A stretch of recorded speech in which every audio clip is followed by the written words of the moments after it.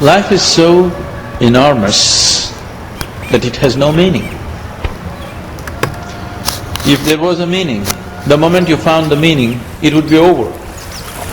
But you can't finish off life like that. You write 1,000,000 books about it, still it is ever expanding. So there is no meaning to life.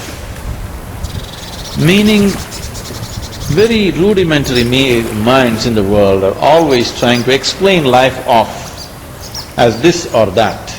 You can't explain it off because it contains you, it is you. Everything that you discover is just a small aspect of it.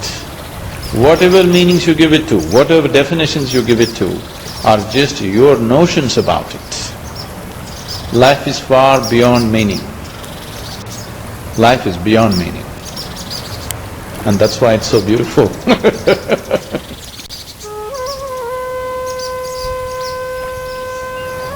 We are all unique, each one of us different. And it's so wonderful that we're different. We may spring from the same oneness of our interiority, but as human beings, as individuals, every one of us is unique. We are different, that's what is beautiful about us. And the oneness is not yet in our experience, at least not yet in the common human experience. So at least let's enjoy the difference. If you learn to enjoy the difference, if you see that every human being is a unique human being, only once, in the whole eternity, only once this kind of human being happens. You cannot find exactly this kind of human being anywhere else in the existence, at any time in eternity, only once. That is true with yourself, with your friend, with your enemy, with your loved ones and the ones you hate. All of them are absolutely unique. Anything that you see as unique, you value it, isn't it? Anything that you value, you will have no problems with it. And oneness will happen out of that. If you begin to enjoy the uniqueness of life, oneness will happen out of that.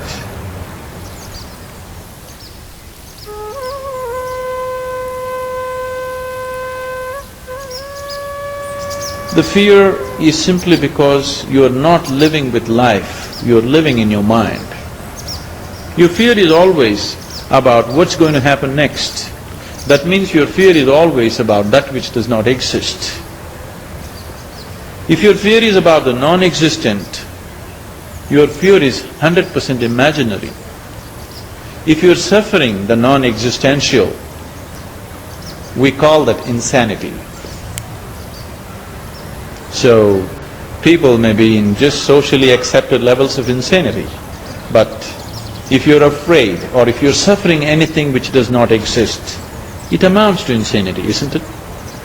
People are always suffering, either what happened yesterday or what may happen tomorrow.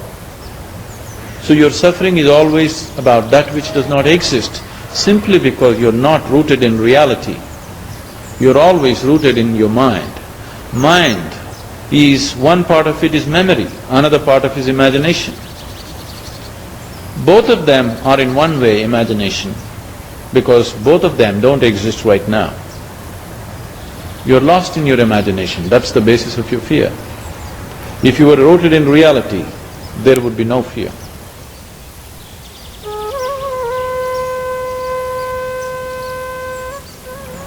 Why is there poverty and suffering in the world? See, one thing is poverty, the way we describe poverty right now, is very, dependent upon certain standards that we have set ourselves. Who is poor, who is rich is decided by certain standards that certain societies have set. 10,000 years ago, living in a cave was a luxury. If you had a good cave for yourself and something to cover yourself, it was a great life. Today we have created so many things for our well-being, So anybody who cannot afford to have that, we consider that poverty. So what's poverty in one society need not be poverty in another society. So this trying to have a world view of common sense of poverty, saying that if you earn anything less than $10 per hour, you're poor, I think is an improper way of looking at the world. I know in South India, if a man earns $2 per day, not per hour, he can live well, he can live reasonably okay. The kind of prosperity that we are talking about, our standards of prosperity are completely unrealistic and ecologically unsustainable. So this idea of poverty and prosperity needs to go through a lot of change.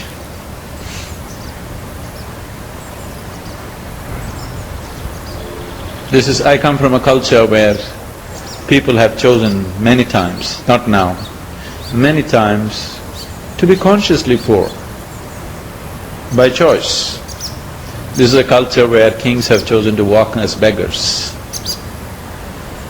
So, poverty is not necessarily in terms of whether you have a car to drive or not, whether you have a big house to live or not, that's not so. Definitely the world is poor because in spite of all this wealth, in spite of all this comfort and conveniences that science has heaped upon us, still people are living joyless, still people are living not knowing how to live. We know how to go to the Mars, but we still don't know how to live on this planet. That's definitely poverty.